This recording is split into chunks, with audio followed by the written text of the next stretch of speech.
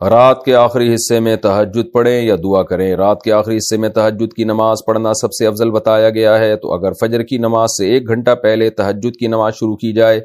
پھر کچھ دیر تک درود شریف پڑھنے کے بعد دعا کی جائے، تو کیا یہ نماز پڑھنے اور دعا کی قبولیت کے لیے بہترین وقت ہوگا؟ اقصی حبیب انڈیا سے جی، سب سے بہترین وقت رات کا آخری حصہ ہی ہے، تہجد کا بھی اور دعا کا بھی۔ تہجد کا تو ہے، قرآن میں جگہ جگہ ثابت ہے، نبی صلی اللہ علیہ وسلم کا اپنا معمول بھی ہے کہ عام طور پر آپ رات کے آخری حصے میں نماز پڑھتے تھے، اور دعا کے لیے بھی حدیث میں آتا ہے کہ اللہ تعالیٰ رات کے آخری حصے میں آسمان دنیا کی طرف آ کے صدائیں لگاتے ہیں، حل من مستغفر اغفر لہ، کوئی ہے مجھ سے گناہوں سے توبہ کرنے والا، میں اس کے گناہوں کو معاف کروں، حل من مسترزق ارزق لہ، کوئی ہے روزی طلب کرنے والا کہ میں اس کو روزی دوں۔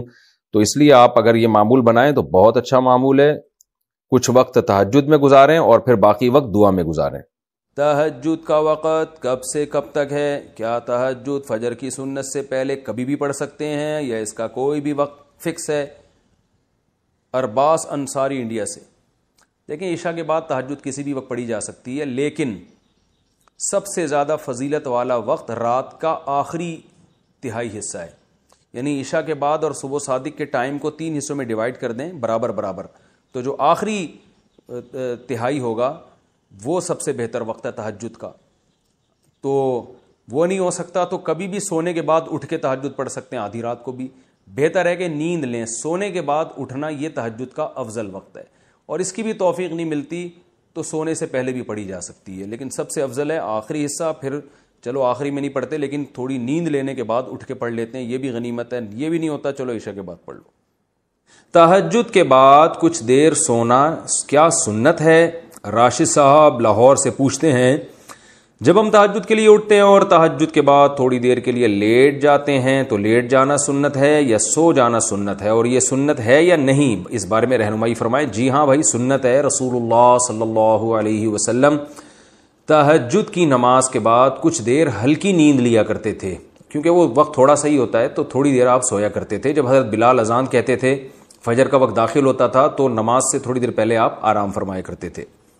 تہجد میں جہری قراءت، عابد احمد انڈیا سے پوچھتے ہیں، مفتی صاحب کیا تہجد کی نماز جو ہم پڑھتے ہیں کیا اس میں ہم بلند آواز سے قراءت کر سکتے ہیں؟ جی ہاں بالکل کر سکتے ہیں،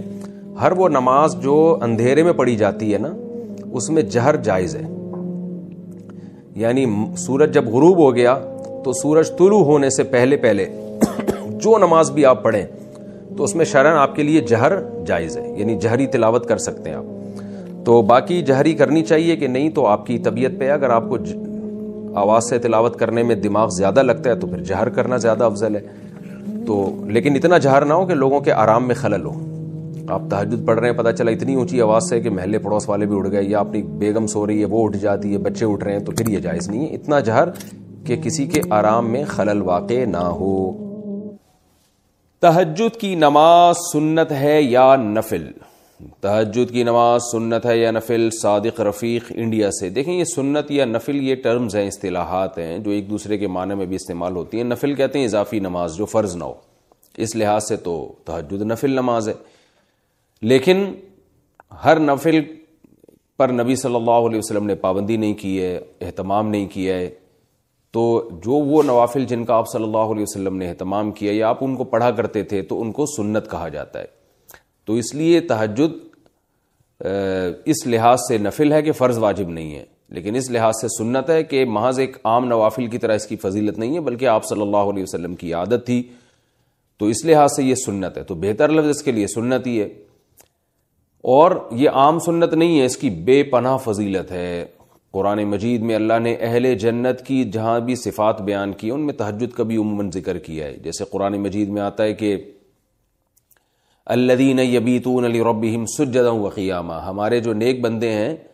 وہ راتوں کو ہمارے سامنے سجدہ اور قیام کرتے ہیں،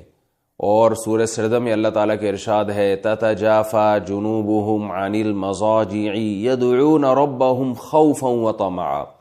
کہ ہمارے نیک لوگوں کے پہلو رات کو بستروں سے جدا ہو جاتے ہیں اور اپنے رب کو پکارتے ہیں خوف اور امید سے۔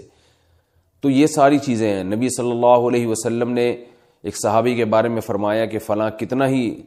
اچھا ہے، کاش وہ تہجد پڑھ لیتا، تو اس طرح کی روایات ہیں۔ تو آپ صلی اللہ علیہ وسلم نے عبداللہ بن عمر کے بارے میں فرمایا، ان کو وصیت کی، ان کے بارے میں صحابی سے فرمایا کہ یہ تہجد کا اہتمام کریں تو کیا ہی خوب ہے۔ عبداللہ بن عمر فرماتے ہیں اس کے بعد سے میں نے کبھی تہجد نہیں چھوڑی ہے۔ تو ایسی بہت ساری روایات ملتی ہیں۔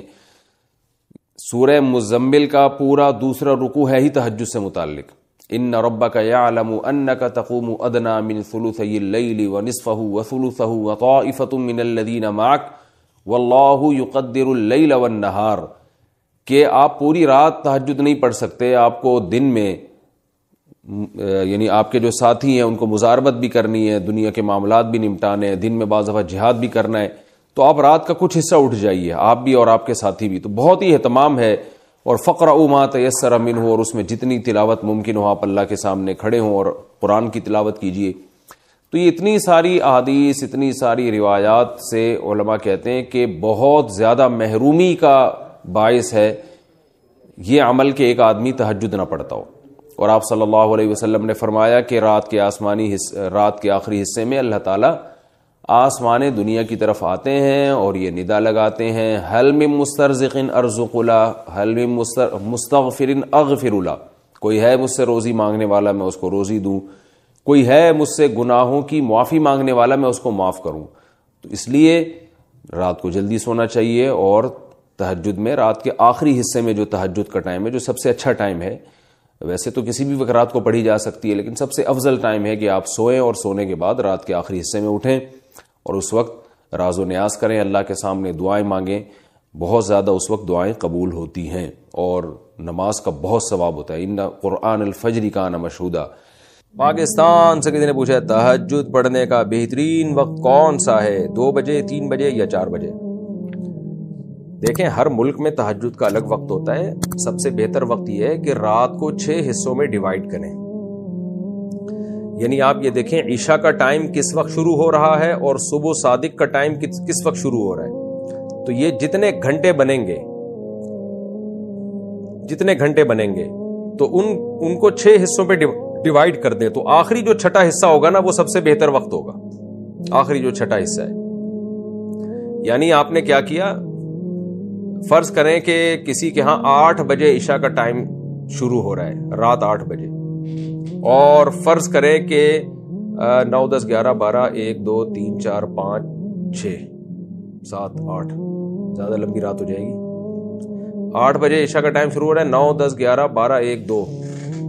میں آسانی کے لیے بتا رہا ہوں کہ فرض کریں کہ رات 2 بجے صبح صادق ہو رہی ہے، ہوتی نہیں ہے پاکستان انڈیا میں، لیکن فرض کرنے میں گورنمنٹ کی طرف سے کوئی پابندی نہیں ہے تاکہ مسئلہ سمجھا سکوں۔ تو پتہ چلا جی 6 گھنٹے کی رات ہے، تو 8 سے لے کے صبح 2 بجے تک 6 گھنٹے کی رات ہو جائے گی، صبح صادق یعنی جو فجر کا ٹائم شروع ہوتا ہے۔ تو یہ جب 6 گھنٹے کی رات ہوگی تو اس کا آخری چھٹا حصہ آخری 1 گھنٹہ یعنی 1 بجے، 6 گھنٹے ہیں نا، تو آپ نے 6 حصوں پہ 6 پہ ڈیوائیڈ کریں گے، یعنی 2 حصوں میں ڈیوائیڈ کریں، پھر جو 2 حصے رہ گئے ان کو 3 حصوں میں ڈیوائیڈ کریں، تو آخری جو چھٹا حصہ ہوگا 12 گھنٹے کی رات ہے تو آخری 2 گھنٹے۔ تو یہ اس طرح سے اندازہ لگا لیں کہ کس وقت تہجد کا بہترین ٹائم شروع ہو رہا ہے، اور یہ نہ ہو تو جب بھی سو کے اٹھیں تہجد ہی ہے۔ تہجد میں افضل یہ ہے کہ آپ سو جائیں، سو کے اٹھ جائیں آپ، تاکہ فریش ہو جائیں، پھر تہجد پڑھنا شروع کر دیں، پورا ثواب ملے گا انشاءاللہ۔